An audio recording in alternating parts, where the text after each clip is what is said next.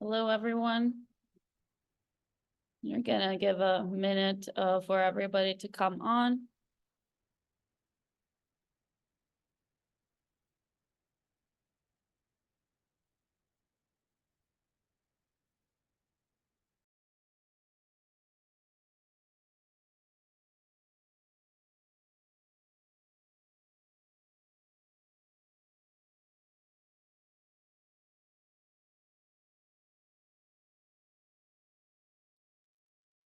Okay, I think we can start. So hi, everybody, and thank you for attending our EMN live webinar series. And today we are here with Alish and I from EMN. So I am the current chair of EMN, and Alish is one of the new EMN committee members from this year. So if you have not yet, please follow us on Twitter, and you can find our details here. And if you have any questions, you can also send us a mail. And we included here also the Metabolomics Society Twitter as well. Today we have a very exciting webinar, and we're joined by Professor David Friedecký and Barbora Piskláková. Sorry, I will butcher your last name. We're going to talk today about translation of clinical metabolomics into routine applications. And Professor David Friedecký is an analytical chemist and professor of clinical biochemistry. He has over 20 years of experience in routine laboratory diagnostics. He's the head of the Department of Clinical Biochemistry at the University Hospital Olomouc in Czech Republic. And his expertise includes the clinical applications of LC-MS in the analysis of small molecules. He has developed many methods that have found applications in national newborn screening, second-tier diagnostics, and therapeutic drug monitoring. He is the leader of clinical mass spectrometry group at the Faculty of Medicine of Piskláková University Olomouc in Czech Republic, and he uses clinical metabolomics and lipidomics to understand the pathobiochemistry of diseases, or in the development of advanced multi-component methods that find application in clinical practice. Okay, and the next speaker will be Barbora Piskláková, the early career scientist, and she's a PhD candidate in her final year at the clinical biochemistry, medicinal chemistry at Faculty of Medicine, Piskláková University Olomouc, and she was also a researcher in the clinical mass spectrometry group at our University Hospital of Olomouc in Czech Republic. And as her recent achievement was the development of a easy-to-use and fast multi-component LC-MS method for the analysis of organic acids, acylglycines, acylcarnitines in urine, which serves as a panel capable of diagnosing more than 80 inherited metabolic disorders. And she will also focus and she will also tell us how challenging it is to bring metabolomics to the routine practice, as the analytical and clinical validation of this method took over 5 years and measurement of over 800 samples, but she will also tell us more about it. And maybe also just to say that she's also focused on the cytidine metabolism recently in relation to cytarabine treatment for leukemia. And she also has finished a 3-month internship at Oslo in University Hospital of Oslo in Norway at Katja Elogsten Metabolomics Group. So that's all from us, and I think we can switch the chair, and the floor is David's, if Sylvia hasn't anything else to add. Yeah, just wanted to tell everybody, please ask your questions in a Q&A, and we're going to have a Q&A at the end of the session. So Professor Friedecký and Barbara are going to first give a presentation, and then we're going to do questions at the end. But if you have a question, please do send it in the chat, and we're going to answer it after. And we're going to turn off our videos, and we're going to let the speakers start their presentation now. And once again, thank you for joining us. Thank you, everybody. I will mute myself.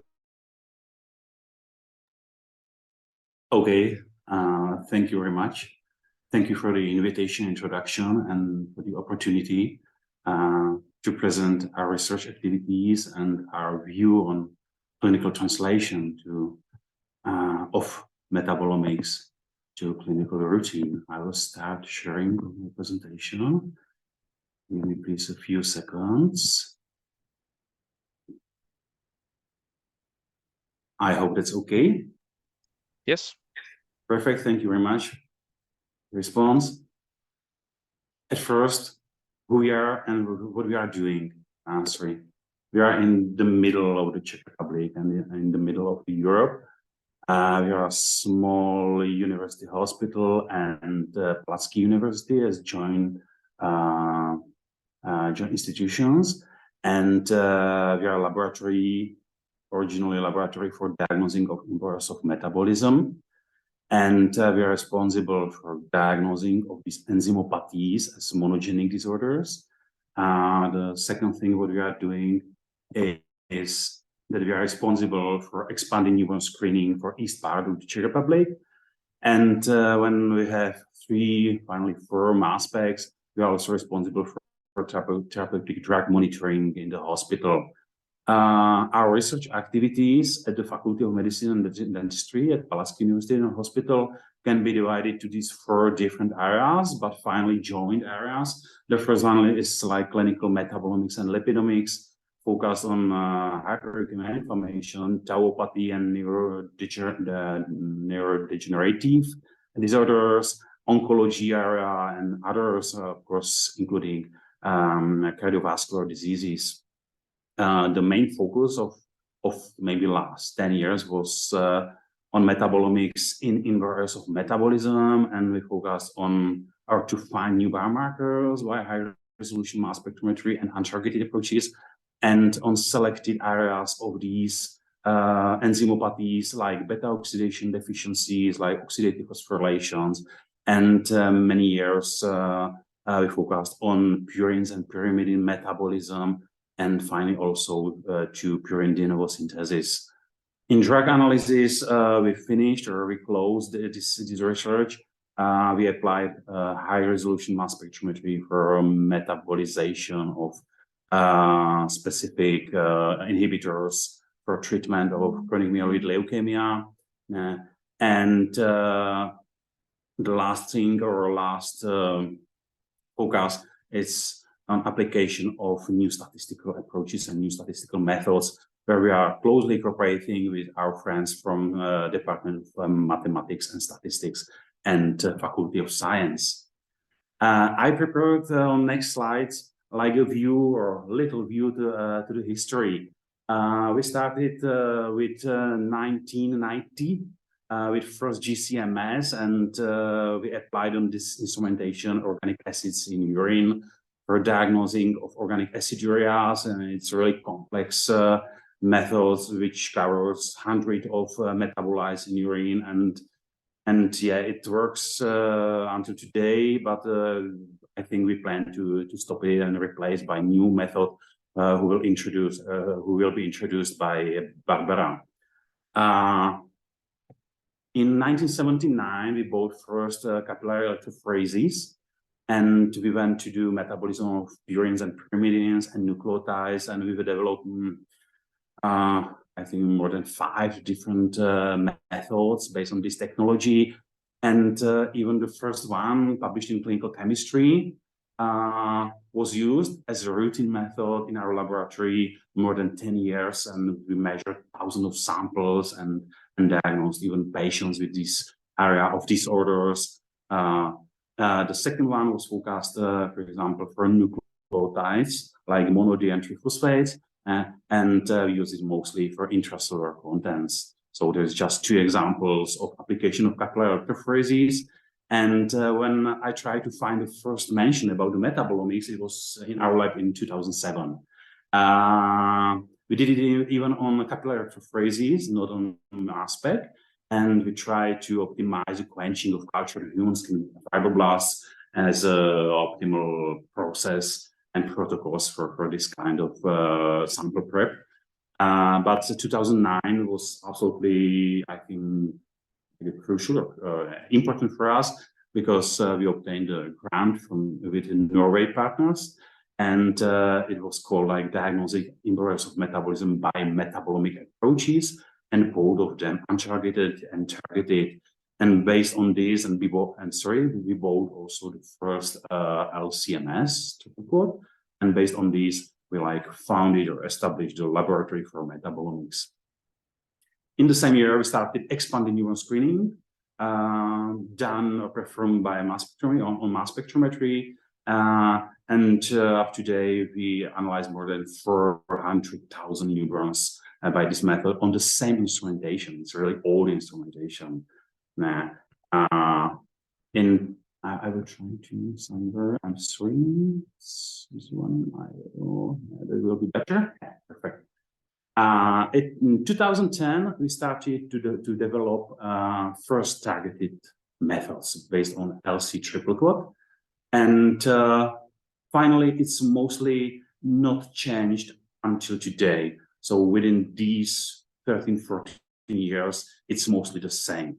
It contains close to 350 metabolites. It's based on not the really common amino helic column, but even it has troubles with long-term stabilities and how many samples we can inject on them. We are absolutely happy from this method and from this approach, and we did on this method tens of projects. Generally, it includes majority of metabolic pathways. So this is mostly focused on understanding of pathobiochemistry, not to find new biomarkers. Okay. That's better. In 2012, we started with untargeted methods because we bought the first orbit trap technology. And we were absolutely lucky with the selection of samples because we used the samples from beta oxidation defects. It's medium chain acetylcoenzyme dehydrogenase deficiency. And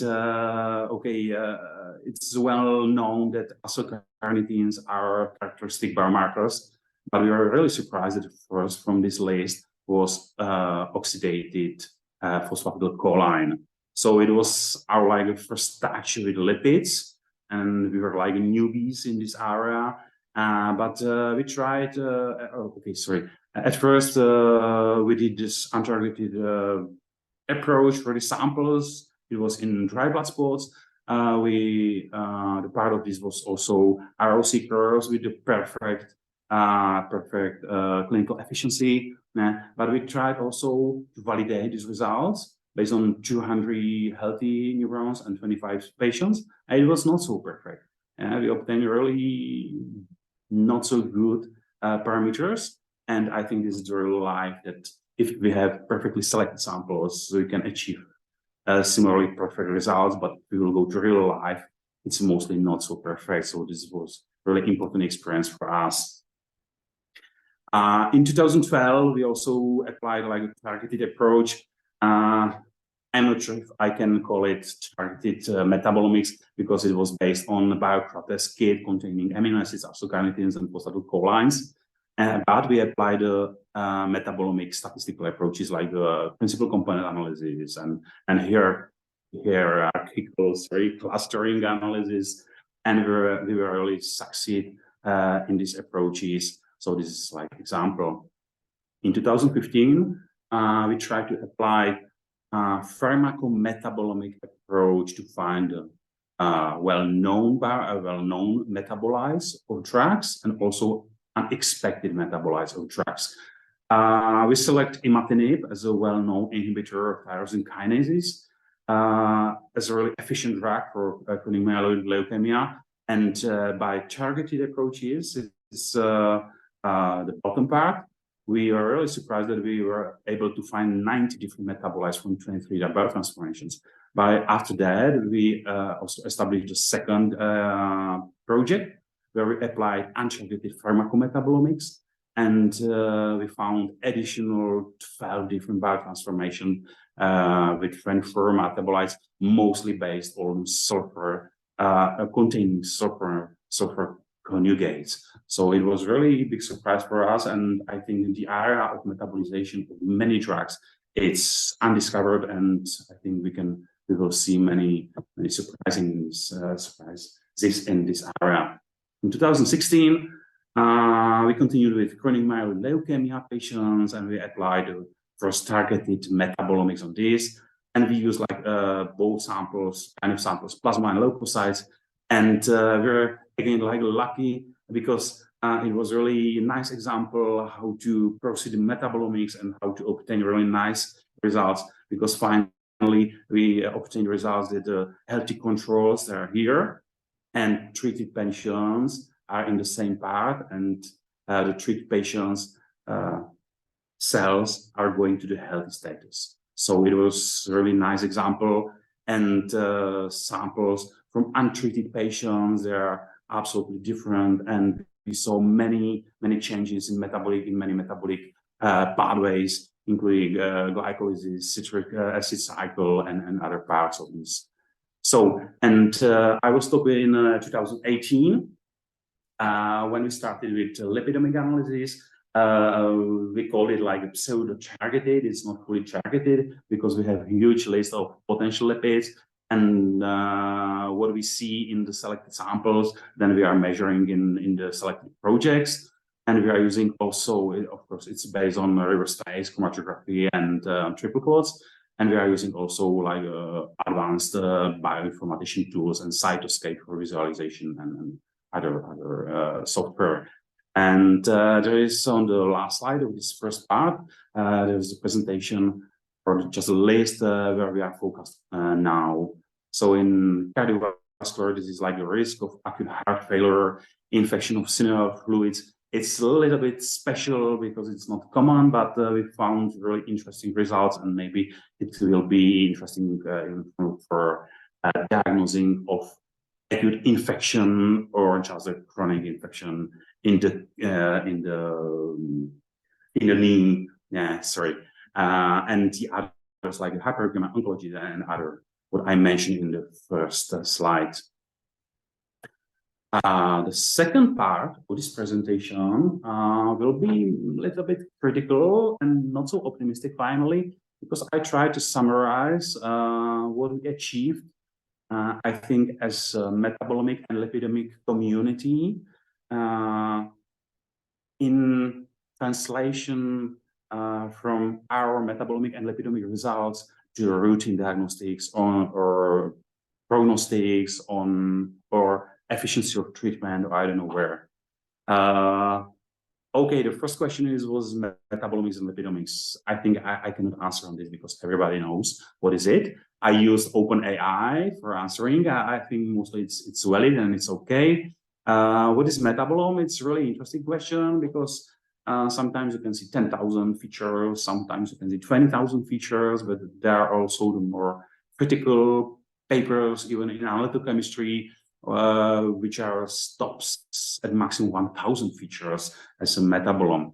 What is, I think, really important and critical, if you're related to routine diagnostics in future or now, it's general workflow, which is mostly the same for all metabolomics or lipidomics projects and experiments. And it's so complex that it's really difficult from my point of view, like to be reproducible and to use it in a long time, routinely in laboratories. But the second question, I will continue on next slide with thinking about it. But the second question, what is clinical metabolomics in 2023? Okay. Again, the answer from OpenAI, it's not so interesting, but I tried to think about it. What's our expectations? What is reality? What are the successful projects and what are the general or the main focus? Okay, the expectations, of course, to help with the routine diagnostics, prognostics, and others. Yeah, to find new biomarkers. If you will go to overviews, you can find so many hundreds of reviews with so many thousands of biomarkers, but no of them was agreed by FDA. So this is the reality. I think significantly better is to use the metabolomics and lipidomics for understanding pathobiochemistry and maybe the hidden pathophysiological mechanisms which are behind of this disorder, which are not like discovered now. What is like my not so optimistic answer about the expectation and more. Reality is that the majority of new methods will not be based on the full metabolomics methods. So it means that we will choose just more discriminating compounds, metabolites, lipids, features, and we will establish new method which will be more robust. So, and you will see on next slide, like next slides, and succeeded projects and biomarkers that I think it is the way how we can succeed. These are prediction of cardiovascular diseases and events. iKnife, I like so much iKnife. I know that it's not fully like open for business and for public surgeries, but there are so many thousands of successful surgeries in the United Kingdom that I think we will see in the next maybe 2 years to be like open to buy it to the hospitals. Inverse of metabolism, I think this is the optimum area for metabolomics generally, because we can see huge differences in metabolic levels, in levels of metabolites in patients with selected inverse of metabolism. The last thing what I will mention is pancreatic cancer project, what was developed, and it's now in a startup process, and it's led by Michal Hočapek. What are the pitfalls? I mentioned a little bit on the previous slides, harmonization and standardized analytical platforms. There is one thing, because if I'm working also in clinical chemistry, like the routine laboratory, if you will go to clinical chemistry laboratory, you can see 95% of methods based on company solutions. And okay, we are doing close to 20 years, metabolomics and lipidomics more than 10 years. And there are not so much business solution and company solution which are available for the consumers and for the laboratory. So I think it's one of the biggest pitfalls, and it's not truly optimistic in general in future. Metabolomics lipidomics generally sensitive to pre-analytical phase.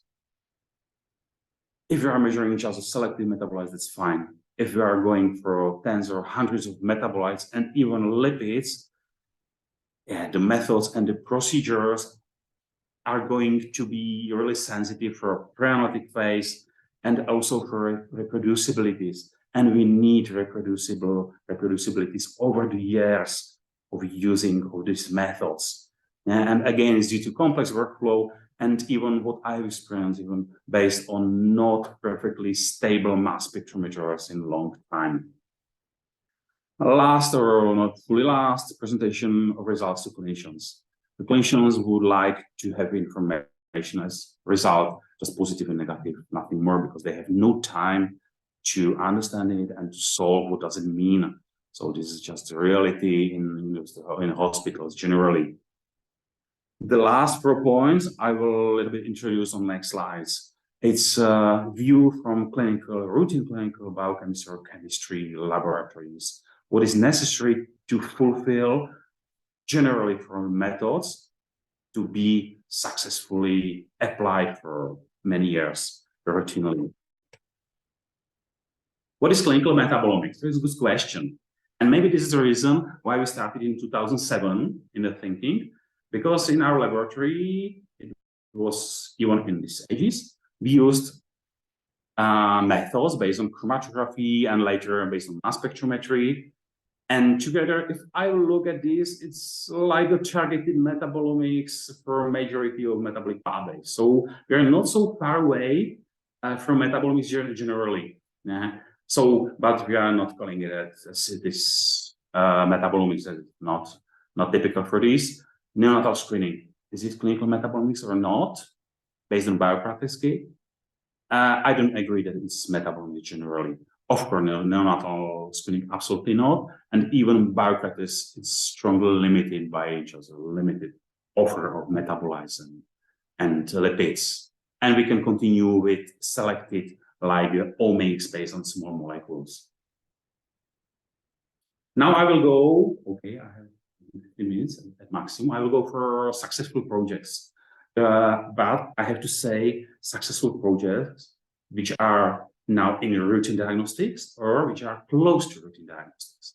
The first, maybe the most successful, is prediction of cardiovascular diseases based on selected lipids. You can see this SER2 score based on selected ceramides and polyunsaturated phosphatidylcholines, and based on specific calculation of quartiles. Finally, we can have like the final risk as a value. And if it's the last period between number 9 and 12, it's called like a high risk. Yeah, so this is, I think, the great idea how to translate the lipidomics to the routine diagnostics or prediction in this case. It's not fully specific just for cardiovascular events or disorders or chance or risk. It can be coupled or related to these other like hypertension or stroke and diabetic mellitus and insulin resistance and even obesity. So it's not fully specific, but I think it's really helpful. And now it's routinely applied in my clinic. It will be on the next slide. You can see the common result, what you can obtain if you will ask for measurement of these heart ceramides at Mayo Clinic. And finally, you can look at the final score and how high the risk it is in the cardiovascular events. Sorry, it's not correct. That's better. iKnife. I like so much idea of iKnife because iKnife is going directly to the source of diseases, to the cancer tissue or healthy tissue or sub-cancer tissue, or it's called borderline tissue. And generally, metabolomics and lipidomics, it's the most effective in the source where are the biggest changes generally. And iKnife was tested on tens of thousands of patients in the United Kingdom, I think on 3 different hospitals. Here on this slide, you can see, for example, ovarian cancer. On PCA, there's like overlap between the cancer tissue and benign and borderline tissue. But if you will use linear discriminant analysis, it's perfectly discriminated what is tissue and if it's healthy or not healthy. And I think what is the most clever is that the surgery specialist can see just a screen with the dot or with the big area, just green, that's okay, that's healthy, or yellow, that's on borderline, or red, it's really cancerous tissue. So I think this is absolutely perfect example. Just explanation, a little explanation of the principle is based on the evaporation of tissue by heated knife. And these evaporates are going directly to the mass spec, and within a good delay, approximately 5-6 seconds, you can see the specific profiles of lipids. And based on these specific profiles, you can see the chance or the probability of kind of tissue, if it's cancerous or healthy. The optimistic project was done, and it continues. It was done on detection of pancreatic cancer. It was led by Michal Vlčapek from Pardubice, from the Czech Republic. And he found strong differences in selected lipid classes, but he tried it in many laboratories and many countries to be sure that it's correct and to perform a validation of these results. And final result was that the lipids are even more effective than the common biomarkers like CA19-9 or cancer-seq, and combined with this specific tumor marker, it has effectivity close to 1.0, so it's 99%. Based on this really interesting result, it was established the Lipidica, like a startup, and in Czech Republic we will go to not fully public or fully general screening of pancreatic cancer, but it will be applied for selected groups of healthy population which has higher risk of this pancreatic cancer based on the history or in family and other parameters. So this is now on the way, and I think we will see first results within maybe 1 or 2 years at maximum. Now I will go to the area of inverse of metabolism, and I think it's really nice example how we can use metabolomics, both untargeted and targeted, for effective diagnosing and for better effectivity. You can see like just a general overview of workflow of group at Nijmegen in Netherlands. It was originally published by Jeroen Wijvers group, and they are using QTOF, and they have like a panel of metabolites which are well known as biomarkers. It's targeted, and they're using also untargeted approaches to find like unexpected metabolites which can be significantly, for example, elevated.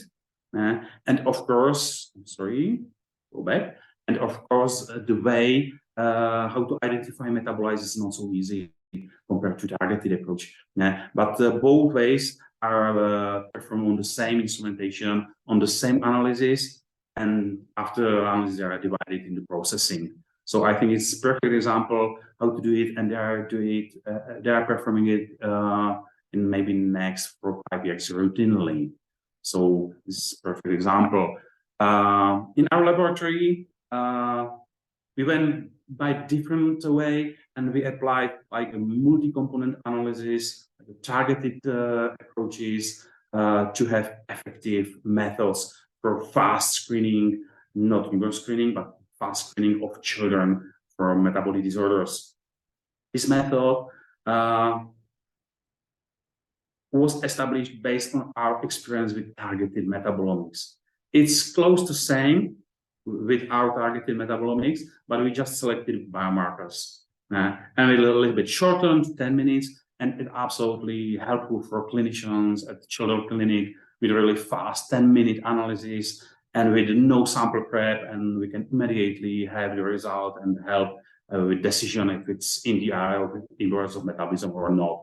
So I think this is a really nice example how to like translate the experience from targeted metabolomics to routine diagnostics in this area. The second example will present Barbora as the second speaker. It's like a similar kind, but it's based on different separation mechanisms, and it's really more complex, I think. There's example, patient with galactosemia. It was 14 days newborn as a baby, and you can see really severe clinical presentation like meteor retardation, hepatomegaly, and other symptoms.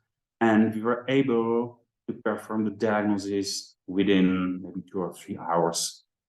If I will go 10 years ago, it would take, I don't know, maybe 1 month. So this is strong difference between today's situation and 10 or 15 years ago. We can see the strong elevation, common biomarkers like galactitol and galactose and I don't know what. We applied a specific measurement of these compounds with these metabolites, elevated metabolites. And finally, it was absolutely unbelievable for me. We took the original dry blood spot from newborn screening, and we used like our targeted metabolomics method to find the elevated galactose phosphate, and we found strongly elevated. And finally, we have like a diagnosis and confirmation. So it was really good and perfect for us to help the clinicians for this. And the last part of the presentation, I think it will take maybe 7 minutes, maybe less. It's clinical chemistry view on the routine, and it should be also the same for omics methods. This is not so easy like a spider, or how to say it. Somewhere in the middle, we have analytical methods. And generally, in a routine clinical chemistry laboratory, we have to fulfill all these parts, what you can see here. Now, on left side, we have to have quality controls and long-term quality controls, internal and even external, together as the best proficiency testing. In the laboratory, we have to have established, I think, perfectly metrology. If we are able to do it, the best way how to have like a comparable result between laboratories around the world is to apply and to achieve traceability on the reference materials and the reference methods and commutability. The one thing is, or one part is thinking about the uncertainty and analytical performance validation verification. Well, it's not so special. Management quality and ISO 15189 as the norm, which is absolutely crucial to have it and to fulfill in the laboratories. And the last part is about the clinical performance and clinical effectivity. Yeah. So these are the parts which are absolutely necessary to have in the routine clinical chemistry. And I think we, as the metabolomics, as the metabolomic community and lipidomic community, I'm so sorry, we should also think about it, not to develop methods to have perfect methods and perfect biomethods, but to achieve long-term stability, long-term usability, and also to achieve this part of common clinical chemistry test. Why? The answer is in the middle of the slide, because 70% of medical decisions are made on laboratory tests. As a laboratory diagnosis is absolutely crucial today in hospitals. So this is the reason why we have to be really careful about our results if they are really correct and precise. Little thinking about the biological variation. If you will be interested, you can look at this webpage, Biological Variations EU, where are summarized many papers from PubMed, from Medline, and there are like some of biological variations from many analyses. But I think we are absolutely outside of this area in metabolomics and lipidomics, and I think we should go to this thinking generally. Metrological traceability, different part of clinical chemistry, but absolutely on the same level of importance. The best way, and I repeat it, is to have like reference methods, and with the lowest uncertainty, and after that we can achieve the best quality and the best analytical parameters of our methods, even the omics methods, or selected metabolites, not fully omics methods. Yeah, this is a little bit funny slide, because generally we should offer the results for clinicians in this style, not just to offer value, but even the uncertainty. But even in here, almost University Hospital, clinicians are absolutely against all this, because they don't understand what does it mean. They just need 50, that's all, nothing more. So it will take a long time and long way to find and to improve this thinking generally in hospitals. Harmonizations. There are many papers about the harmonizations, about inter-laboratory studies, and we have a lipidomic standard initiative and other useful information, but even it's not about long-term stability and about how to do it routinely. But I absolutely agree that it's necessary to have as a first starting point, and that we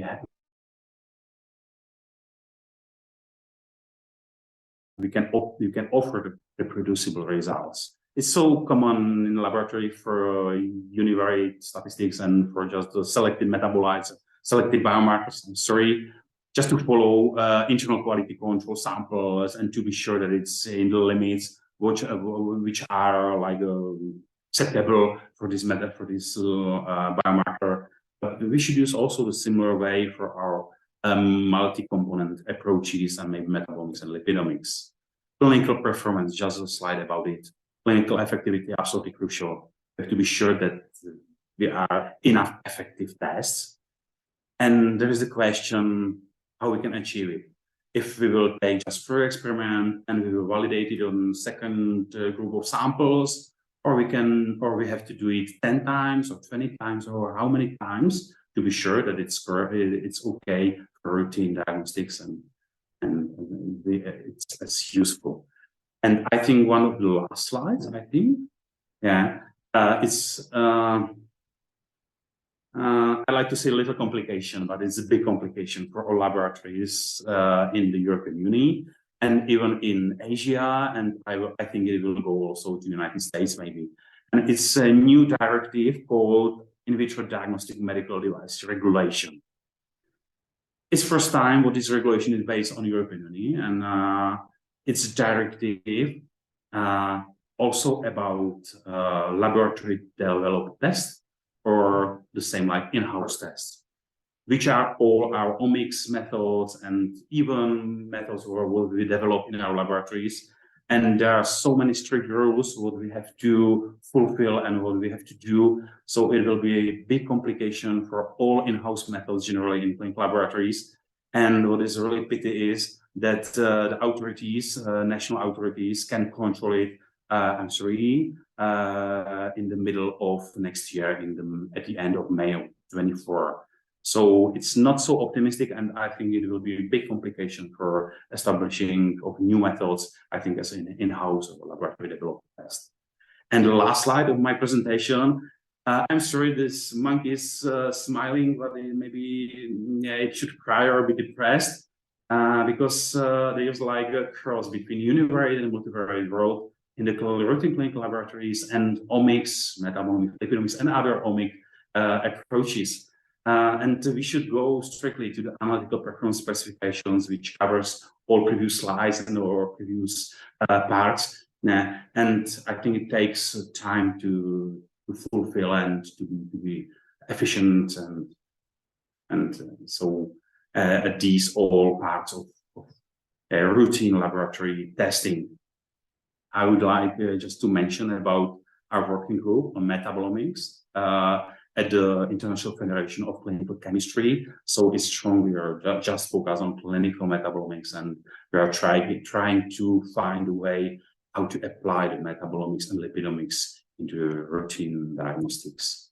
That's all from me. Thank you very much. Many people helped us within the last 20 years. So this is the last time. Thank you very much.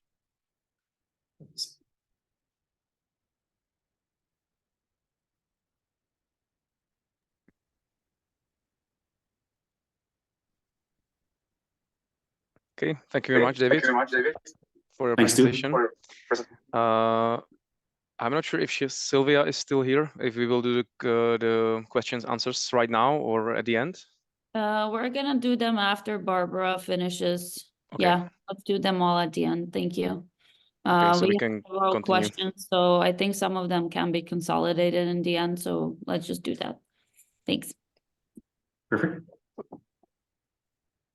We will just switch places.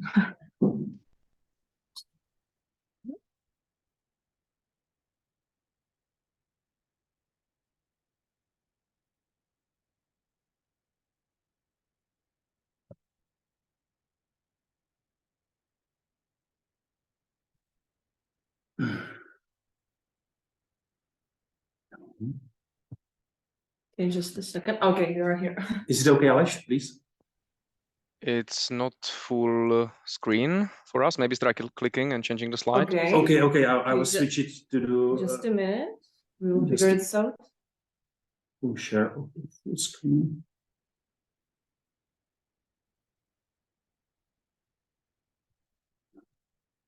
Is it better? Yes. Yeah, it's perfect. Okay, great. Super. Okay, hello, everyone. Good morning, good afternoon, or good evening. Thank you for the opportunity to present you here today our work, which is the development of LCM's analysis of ordinary organic acids, acyl glycines, and acyl carnitines for clinical applications. Those applications are diagnosis of inherited metabolic disorders, or so-called IMD as a shortcut.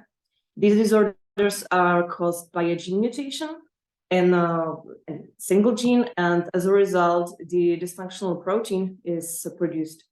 In the most cases, this protein is an enzyme, which means that the substrate cannot be converted to a product. So the substrate accumulates in the human body, in the patient's body, and also this high level of the substrate, it can also activate alternative alternative pathways, which can be, of course, measured with as abnormal levels of metabolites. These abnormal levels of metabolites can be investigated either by newborn screening, which is active nationwide, searching for disease in the preclinical stage. In the Czech Republic, we screen 18 disorders now, or it can be also investigated with the routine separation methods, or of course we can investigate selected groups of IMDs with the advanced metabolomics and lipidomics approaches. Some disorders can be also diagnosed with enzyme activity testing, and each suspicion for a IMD needs to be genetically confirmed with genetic testing. Now I would like to introduce you one part of IMD, which is organic acidureas, and the main investigated metabolites for organic acidureas are organic acids. For many decades, the routine method for investigation of organic acids is gas chromatography coupled to mass spectrometry. And despite its many advantages, this method has some shortcomings. The main one is the laborious and time-consuming sample preparation, which includes derivatization and extraction steps. And also the evaluation of the results is also challenging, and it requires a high qualified personnel with many years of experience. With this approach, we can analyze organic acids and also some acylglycines, but acylglycines suffer from low sensitivity. We can also analyze acylcarnitines in this method as a confirmatory biomarkers. That's why there is an effort to replace this method with some other approach. Our developed method is based on metabolomics, and we took the advantage of the possibility to separate polymetabolites on a reverse phase column in acidic conditions. This is the overview of our semi-automatic workflow, and it includes, of course, the sample preparation, then the LCMS analysis, and also the automatic data processing and advanced visualization of results either by univariate or multivariate approaches. Of course, we need to validate this method analytically and also clinically. I'm sorry. So now I will walk you through every step of this workflow. The preparation of this urine sample is very quick and easy because it includes only dilution of the urine to the creatinine concentration of 1 millimole per liter and addition of 6 internal standards. Then the LCMS analysis is performed for almost 150 analytes in the 3 groups of biomarkers. Those analytes are separated on the reverse phase column, which is HSST3 column, in acidic conditions with the gradient elution with increasing proportion of acetonitrile and 26 minutes. The mass analyzer that we use is QTRAP 6500 and the scheduled MRM mode equipped with polarity switching. In the final method, we included almost 260 transitions. For 146 metabolites, which LC and MS conditions were optimized using analytical standards, in these three groups of biomarkers, organic acids, and also as a confirmatory biomarkers, also acylcarnitines and acylglycines. We also successfully distinguished all isomers included in this platform. Here I'm showing you the chromatogram of 4 separated groups, just for a better visualization. We have got here carboxylic acids, acylglycines, acylcarnitines, oxaloacids, and heterocyclic and nitrogen-containing acids.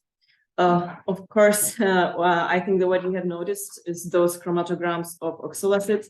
This is actually a well-known problem for oxaloacids because they are unstable in aqueous solutions, and they suffer from low sensitivity and bad peak shape.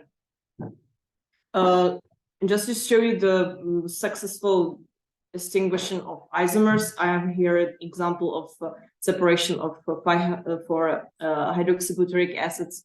All of them are successfully distinguished either by separation or by different amine transition. Yeah, then we are getting to the analytical validation. This method was validated according to FDA and EMA guidelines, and these for necessities were validated, which were linearity, accuracy, imprecision, matrix effects, and carryover.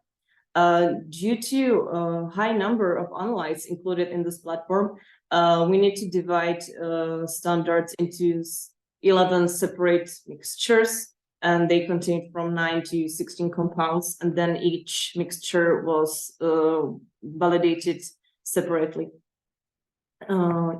Here I am showing you results of the analytical validation for linearity and accuracy and imprecision.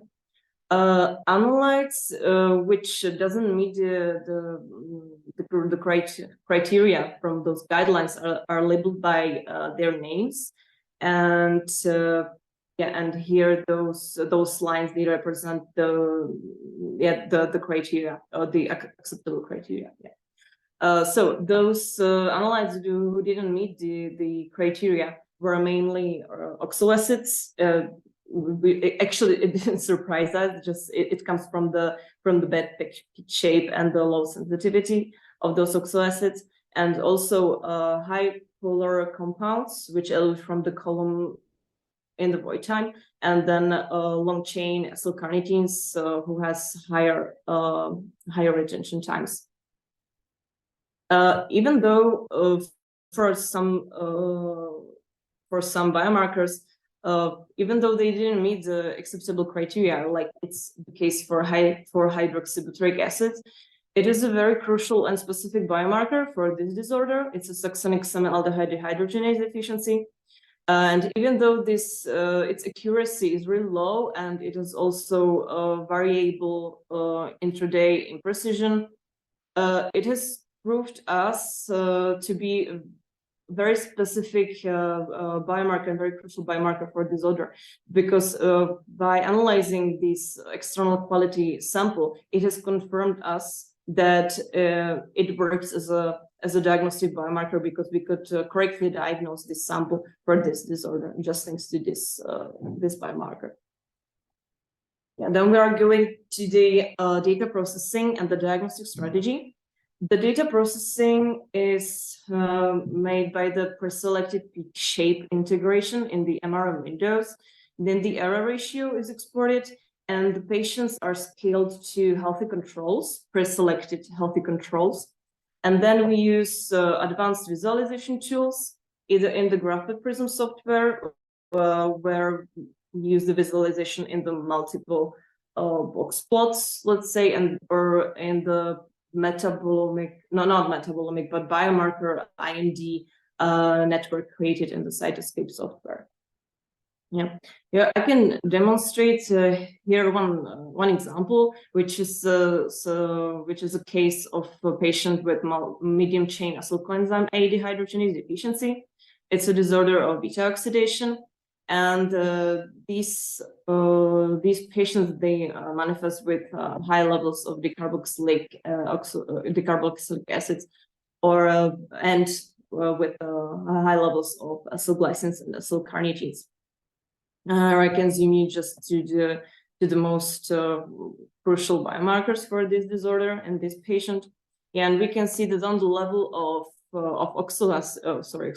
organic acids, which is sebacic acid, subric acid, and adipic acid, we didn't find any pathological conditions. But on the level of acylglycines and acyl carnitines, we found the pathology, which only supports the importance to include also confirmatory biomarkers in the diagnostic platform. Yeah, we also imported the results of this patient into the biomarker network. Yes, and really on the first side, again, here I can zoom you this area of the fatty acids disorders.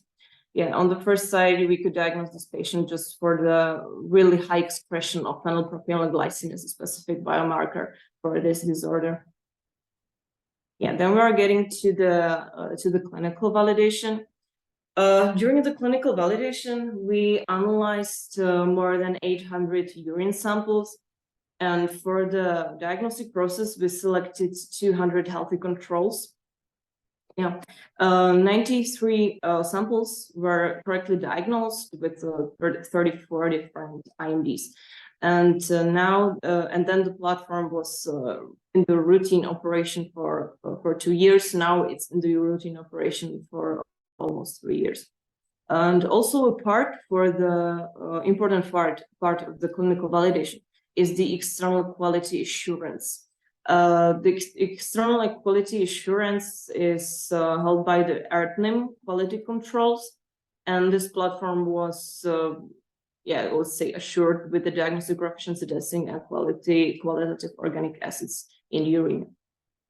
Yeah, and the last 3 years of the routine operation, we had 100 success rates in the correct diagnosis of all samples that was transferred into our laboratory. Yeah, here are just some examples of those samples, and they are the diagnoses and the biomarkers that were crucial for each disorder.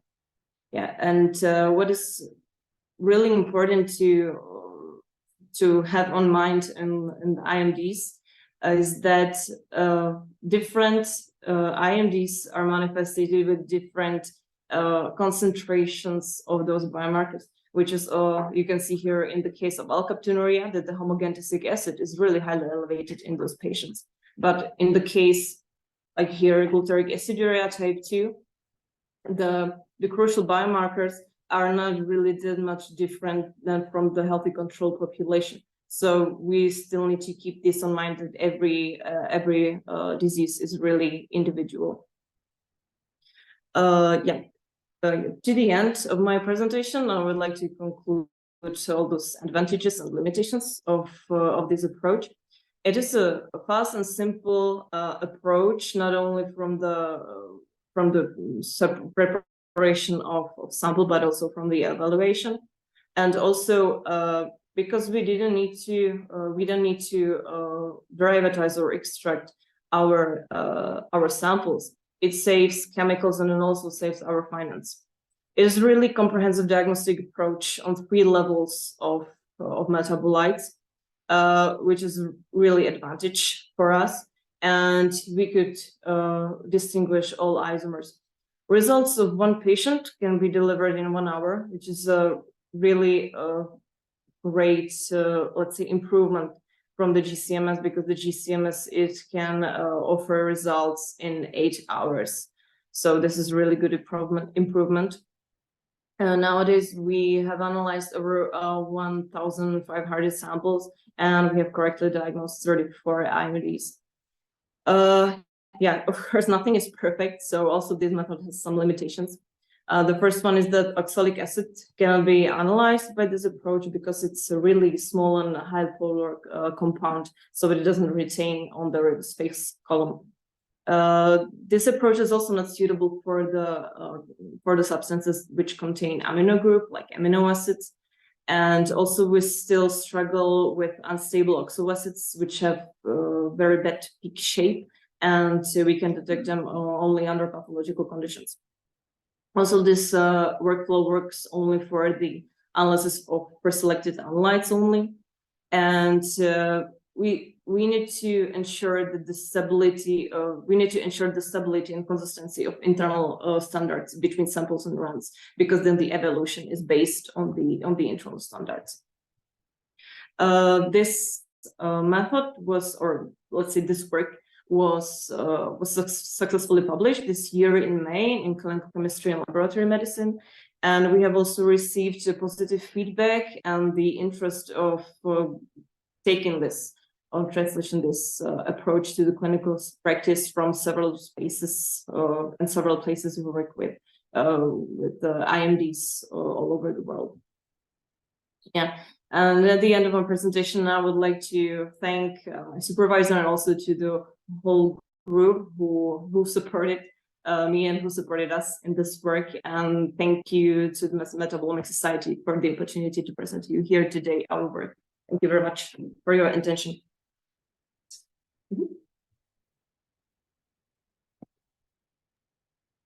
Thank you. We had received several questions. So thank you both for your amazing presentation and an overview of what we can do with metabolomics in the clinics. As somebody that is doing clinical metabolomics, this was very interesting. And we still have a lot of people here. So we can maybe start by answering the Q&A, and then maybe I can ask a few questions if we have time. So first one is from Julie Carrod. She was wondering if you also do clinical proteomics, as in, for instance, proteomics type in of amyloid protein as used more and more. Have you tried doing clinical proteomics, and what's your experience? We have no experience with proteomics. We have so many troubles with metabolites and metabolomics.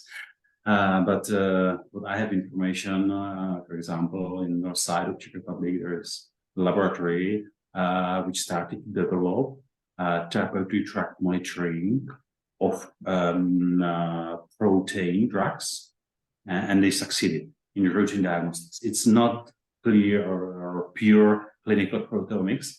It's again like a similar way, just to use the proteomic approach and to find what is interesting for the routine. So they started with high resolution mass spec to find the selective proteins as a drug for treatment. I'm not sure which disorders. And after that, they switched it to triple quads. And now they are using it as a protein drugs measurement for therapeutic drug monitoring. So this is example what I know it works. There is also the commercial like attempt, I forgot the company, about the myeloma and the specific proteins like the gamma proteins in serum or plasma to measure it. But what I know, there are really difficulties with sensitivity to achieve similar to other immunofixation, electrophoresis, and I don't know what. So. Thank you. So yeah, we have more questions coming, so I thought I will speed it up a little bit. So just for everybody, there was questions about the publications and the information from the webinar. Normally we have webinar on our website of Metabolomics Society. So this is recorded and you can look for it again. And if necessary, we can share the list of publications with you. Please reach out to Alish or directly to David and Barbora. Their emails are in the host webinar if you have the announcement. So I just wanted to say that.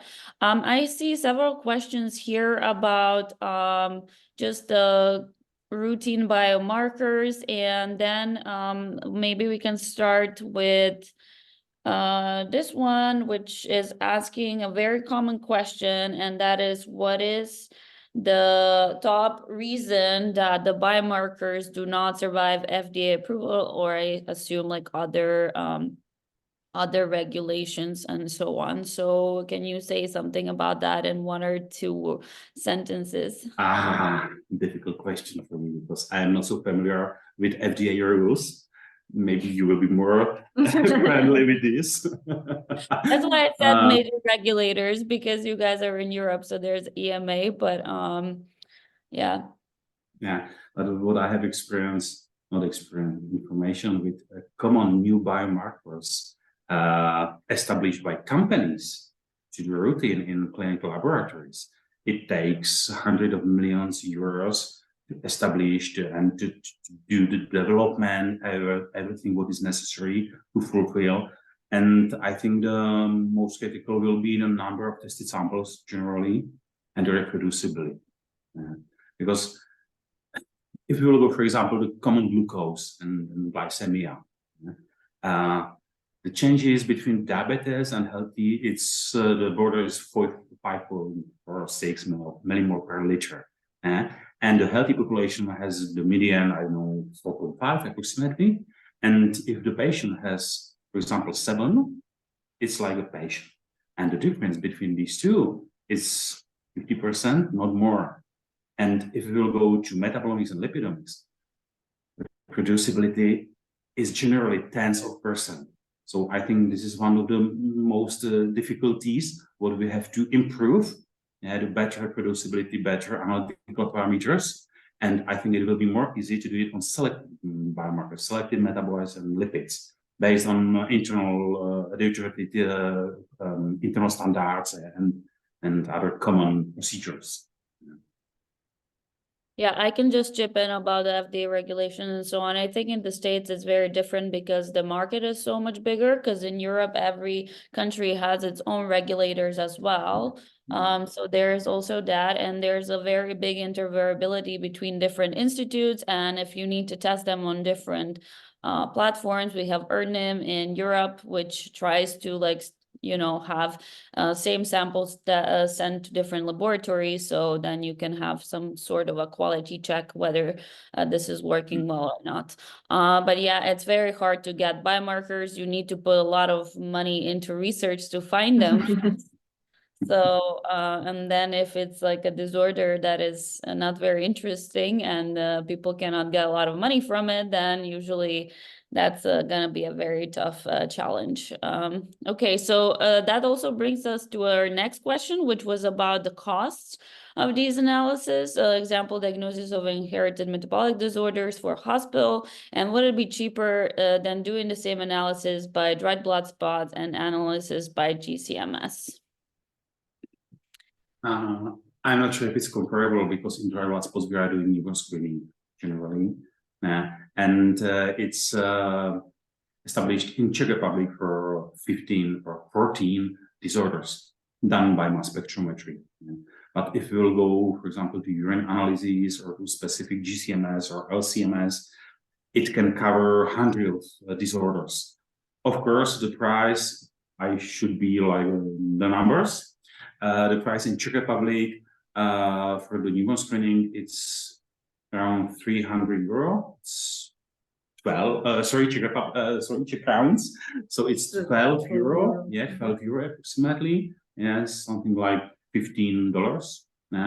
As a cost, and the LCMS will be not so higher, I think. Yeah, because if it's an in-house method. We have not to pay the company for kits. And it strongly depends how many samples you can run on mass spec, because the biggest price, of course, is also the mass spec. And okay, if we are doing, for example, newborn screening together with other analyses, the cost it's 20 Czech crowns per analysis as the cost of instrumentation. So it's absolutely like nothing, less than €1 approximately. These are prices, it's like a music to my ears. Here in the States, everything is so expensive. So don't tell them you're gonna get patients from the United States. So maybe we can go to other questions. I saw some of the interesting ones. There was one about collecting sweat, and whether you have collected sweat before for metabolomics analysis, and how you did did you see differences in the metabolites collected according to the method you used? Yeah. We published a basic paper about the apocrine sweat. It was maybe 3 or 2 years ago. And close to 10 years ago, we started with metabolomics and apocrine sweat.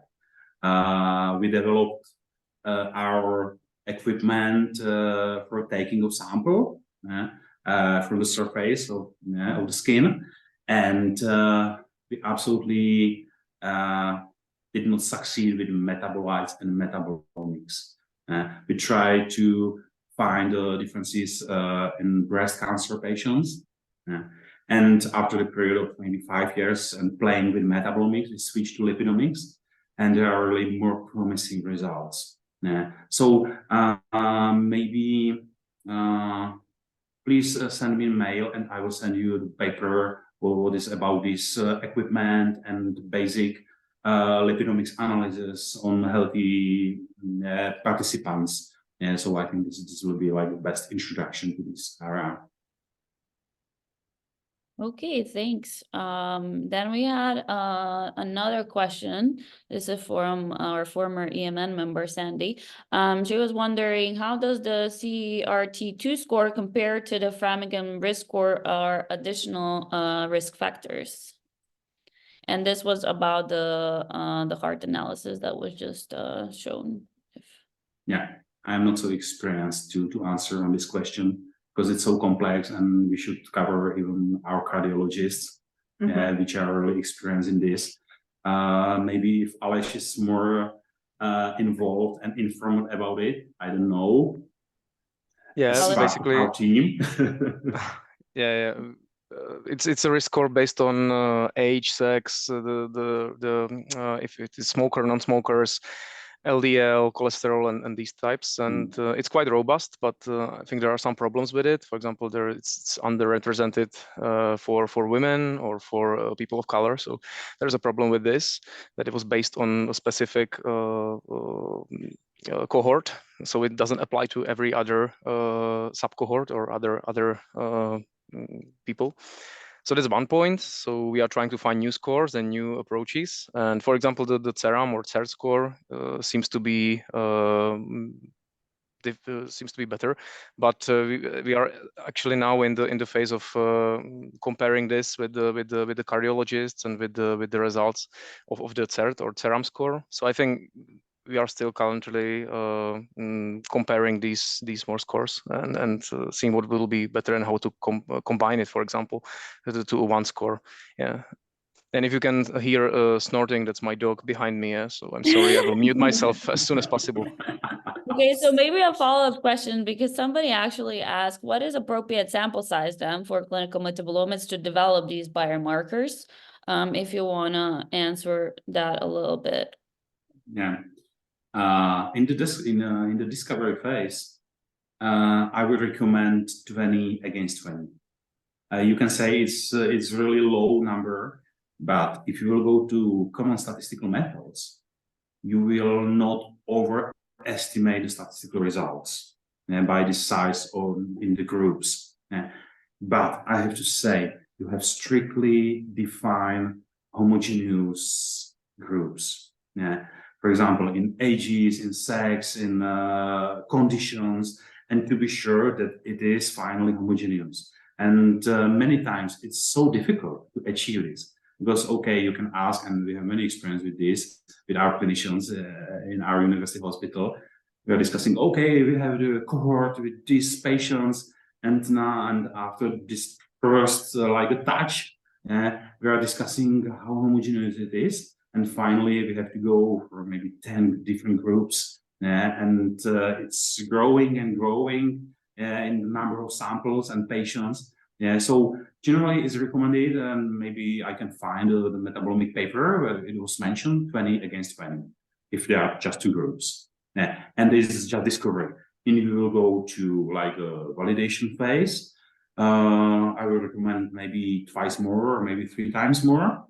But it's not just the final step, because you should like do it maybe more times and to increase the population. Because the biggest trouble with our lipidomic and metabolomic biomarkers is that they are not specific for our conditions, for our disorders. So, but yeah, more questions than answers. Yeah, so maybe that also answers the next question, which was about what is the major challenge of clinical metabolomics, and what impacts the progress in clinical metabolomics. Would we all agree that it's the costs for now? Absolutely not. Just in Czech Republic, we can do it really cheaply. It depends what you want as an answer on this. If the answer is understanding of pathobiochemistry, as I mentioned in the presentation, then it's really easy. And I think if we will have like a close to perfect targeted methods, so we can be really close to this like aim. If it will go to routine usage, it's really crazy, I think, generally. And I forgot to mention it, but I don't know additional successful examples of translation of metabolomics and lipidomics to the clinics, as I mentioned in the presentation. Just CVD, cardiovascular diseases, inverse of metabolism. I forgot maybe clinical toxicology. Okay, this is again another area where metabolomics is successful. Yeah. Impact and progress is the question. Really, again, difficult. On the last conference, I was thinking that for many conditions, as disease conditions, we can see similar behavior, for example, in lipids. Now I am really more optimistic to use lipids in clinical routine in future. Because metabolites for me seems to be more strictly regulated generally. And our experience is that lipids are more sensitive to the change of clinical presentation or disease presentation on what is it. And yeah, I forgot thinking that we can see the similar behavior or similar profile and changes in lipids for many different disorders. And these are commonly like inflammation, neuroinflammation, or I don't know where inflammation as one, oxidative stress. And if you will go for many and you will study many disorders, you can see really similar like pathobiochemical mechanisms. So, and the step after that, I have no idea how to use it. But I think maybe you could think somewhere to this, how to use it for to be more effective. So, not perfect answer. I'm sorry. Oh, that's okay. That's why we're here. There's a lot of things that cannot be directly answered. Otherwise, we would not be having webinars about it to discuss. Yeah.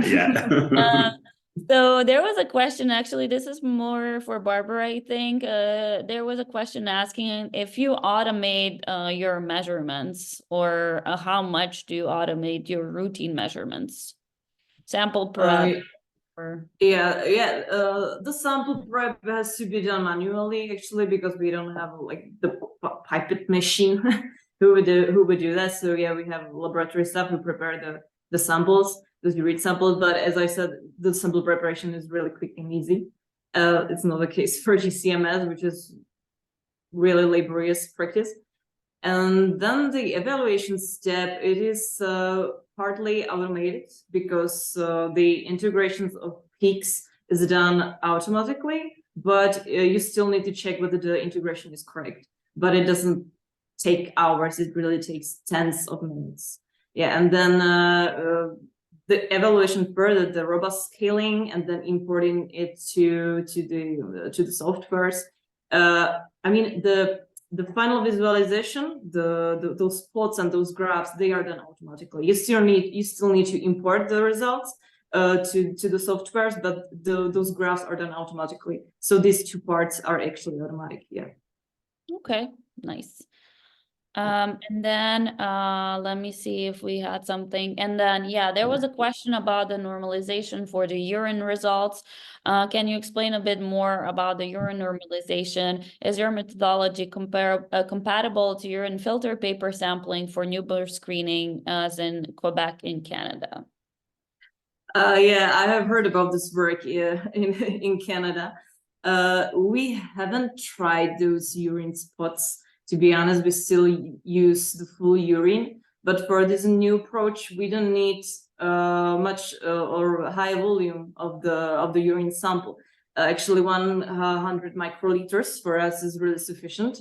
So we don't need much sample. It's really advantageous in the case of newborns and infants and really small children, because their sampling can be difficult. The normalization, the urine is diluted to the concentration of creatinine 1 millimole per liter for every sample. So this is actually the first normalization step. And then then we add the mixture of internal standards. So then all the samples are actually also normalized to the level of the internal standards. And when we experience a sample with the creatinine level lower than 1 millimole per liter, we only adjust the volume of internal standards, and then we adjust the injection volume to the LCMS. So this is actually how we adjust these concentrations.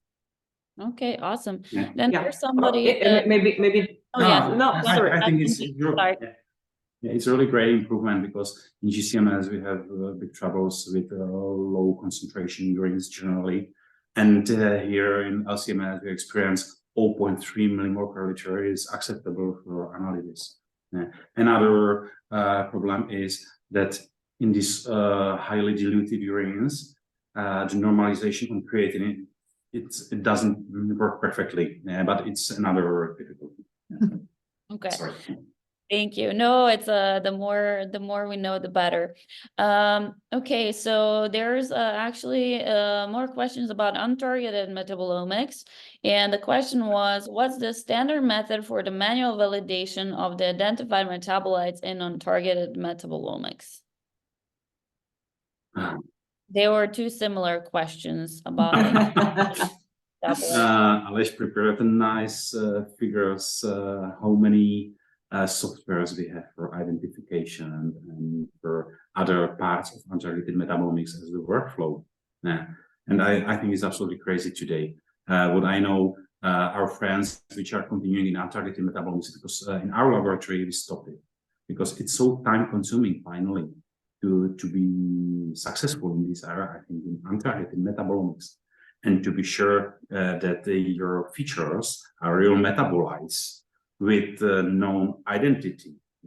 So I absolutely stopped this way in our research activities, maybe 5-6 years ago, and we applied it for I don't know, 5 or 6 different projects. But it was really time consuming. One of the best, what I think today is serious approach. Which is really helpful with identification. You are smiling. Maybe you can comment if you have experience with this. No. I'm just smiling because it's called serious, and you were saying like the serious process. It's like the slide stars. So just a play of words. Sorry, not about the method itself. Yeah. But maybe again, Aleš can comment it. But I said I'm a little bit even more skeptical to use untargeted metabolomics in routine diagnostics, except of finding new disorders in bursts of metabolism and clinical toxicology. Oh yeah. And even in these areas, because one of the biggest questions is how to do quality control, internal quality control.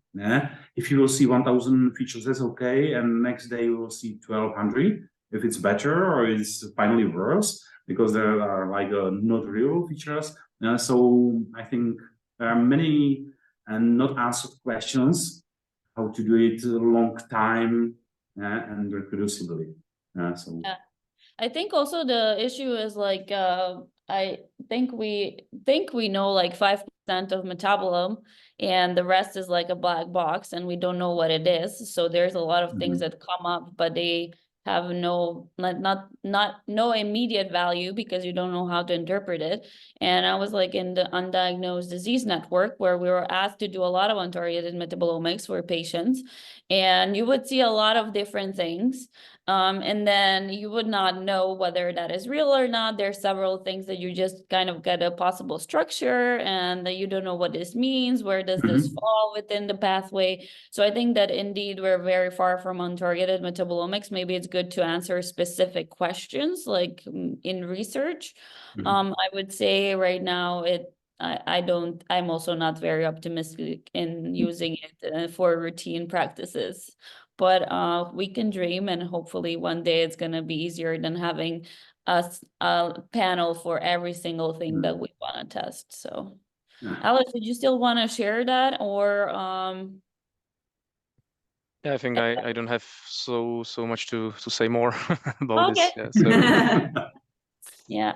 Well, yeah, there's still a lot of people here, but I think that we went through all the questions, and yeah, anybody has any other question, please type it in the chat, the question and answer part, and we can answer 1 or 2 more questions, and then we're gonna wrap up because it's getting quite late. let me see. Okay, maybe I can jump in with one question if somebody else will take their mind about it. But yeah, Barbara, you said that you cannot measure oxalate with your method. Yeah, oxalic acid, that's right. So what is the problem with it? And do you have is there some solution how to deal with it? Maybe to develop a separate unique method for oxalic acid. Yeah, because oxalic acid is actually we had the discussion about oxalic acid when I was in Oslo, and the group leader there, she actually developed a single method for only oxalic acid because it's so problematic metabolite that it doesn't it is not even really well measured on the Helic method that we have, because it really it doesn't have really good Structure. The structure is just, it's just two carboxylic acids put in together. It's really small and high polar metabolite. So this is actually very problematic analyte to analyze. So yeah, maybe creating a single method for oxalic acid probably, but it is possible to analyze oxalic acid with GCMS. So probably still there, but we would really like to go further with the way of LCMS and not GCMS. Yeah. There are another biomarkers of selected disorders which are related to the oxaluria, just a type 1, 2, 3. So we are able to diagnose these disorders based on other biomarkers. Yeah, it's not so strong limitation. Yeah, that's true, and even that the oxalic acidurias, they are not so severe. They are not so they're not so severe in the clinical stage. And the case actually how to discover that the baby maybe has oxalic aciduria is not let's say the metabolomics, it's the kidney stones. So this is actually the first step how to diagnose this, and not with metabolomics. Okay. Can I just ask one final question, because there's always this debate? So if you would have one instrument that you can use in the clinics for the rest of your life and nothing else, or that is also very true for like new laboratories or underserved populations where they cannot have multiple instruments, what would you choose? Maybe everybody can answer that. You mean from clinical metabolomics as a source? Yeah, absolutely. Cardiovascular disease. Oh no, I don't mean the actual vascular disease. I mean just machine. So which machine would you choose? Like I would machines. Machines. So I would choose GCMS. So somebody else might choose LCMS. Okay. To targeted methods, we have preferred experience with SciEx instrumentation. Yeah, absolutely. We have 3 instruments from the same company. Finally, I played also with Agilent, but it's longer time ago. Yeah, and it was more sensitive for impurities in sample and ion suppression in ion source. I think SciEx is perfectly robust, generally. So that's our experience, and maybe if you have another, you can comment it. Well, we have mostly Agilent here in Mayo. I have not used SciEx for that. So I'm pretty I'm happy and unhappy with Agilent, I would say, but it works. So yeah. And that's it. It's 9:30 for me a.m. For you guys, it's 4:30 p.m. So thanks everybody for joining. This was a very nice webinar and great discussion, and we were happy to host you. And thanks once again for making time for us. And yeah, for the rest of the people that are still here, if you have any questions, please email Professor Friedecký and Barbara, and you can also send us a mail to our EMN email address. And please follow us on Twitter for the updates, and see you in January for the next webinar. Thank you. Thank you. Thank you too. Thank you, everybody. Bye. Bye. Bye. Goodbye.